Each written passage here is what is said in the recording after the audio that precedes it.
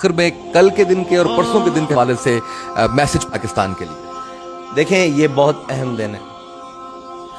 14 अगस्त का दिन वो दिन है कि जिसकी सिर्फ कहानी 2-3 साल की नहीं है, वो 1857 से लेकर 1947 है।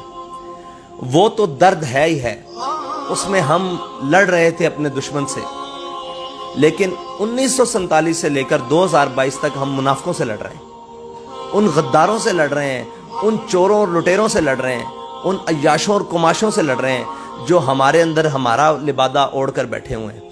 वो तो एक बहुत लंबी कहानी है जहाँ से गदर हुई और फिर हमारे बड़ों ने एक इतनी कुर्बानियाँ पेश की कि यहाँ से इस्लाम को देश निकाला नहीं मिला, वरना उंदलुस में जो साहिब किरदार और जो उस मुआशरे के बड़े लोग थे वो मुल्क बदर हुए, भागे जाने बचाई। हमारे बड़े भागे नहीं इस मुल्क, इस वतन से, इस जनाब खित्ते से, बल्कि उन्होंने अंग्रेज के फांसी गाड़ आबाद किए।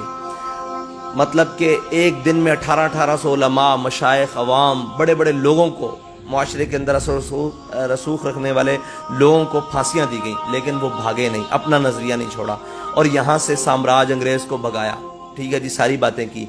फिर 47 में जो तकसीम हुई उसके अंदर 10 लाख लोगों ने कुर्बानियाँ पेश की और ये मुल्क इसलिए हासिल किया कि हम यहाँ अलहदा रहेंगे। 2 कौमी नज़रिए की बुनियाद पर मुल्क लिया। पाकिस्तान का मतलब क्या, ला इलाहा इल्लल्लाह मुहम्मद रसूलुल्लाह, और बट के रहेगा हिंदुस्तान, बन के रहेगा, ये नारों पर पाकिस्तान लिया। लेकिन पाकिस्तान लेने से लेकर वो जो दुख आज तक पाकिस्तान को है वो उतना दुख नहीं है जितना 1857 से 47 तक है। वो गुलामी जरूर थी, लेकिन हम उसके अंदर लड़ रहे थे। अनाउंस्ड एक गुलामी, हाँ जी, अनाउंस गुलामी थी और हम लड़ रहे थे, कुड़ रहे थे कि हम गुलाम हैं, हमें आज़ाद होना है। लेकिन आज़ादी के बाद जो हमने अपने वतन के साथ किया है, ठीक है जी, हमने अपने वतन को खुद बेचकर, ठीक है, कश्मीर बेचकर और बाहर आकर आज़ादी के नारे लगाए हैं। हमने जनाब अमेरिका को बेसें देकर और बाहर आकर आज़ादी के नारे लगाए हैं, बल्कि अमेरिका को बेस देकर और यस जनरल ज़ैनी कहकर हमने सबसे पहले पाकिस्तान का नारा लगाया। यानी ये कोई नया नारा नहीं है। लोग कहते हैं इमरान खान धोखा दे रहा है, भाई ये मुशर्रफ ने भी तो यही धोखा दिया था,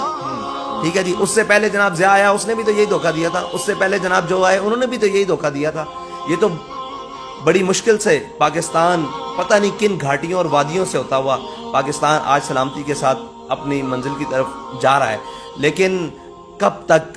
तो हम पाकिस्तान के साथ जो 70 साल से कर दिए हैं, अभी तो जख्म ताज़ा है। लो ना बताएं, तारीख से नाशना रखें कौम को, इस मुल्क का सुकूते डाका नहीं हुआ।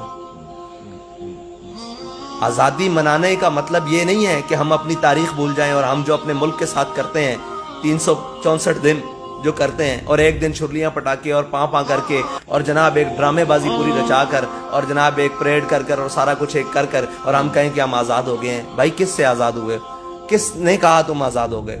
तुम्हें तो इस मुल्क को आगे लेकर चलना था, सबकी गुलामी से निकालना था। तुम तो आज़ाद इस किस्म के हुए जब तुम्हारा दिल करता है तुम अमेरिका के आगे लेट जाते हो, कभी रशिया के आगे लेट जाते हो, कभी चाइना के आगे लेट जाते हो, कभी फलां के आगे लेट जाते हो। अपने बरादर इस्लामी ममालिक वो तुम्हें भीख और मंगता बना दिया है। मुझे बताएं, ये दर्द है, एक बहुत बड़ा दर्द है।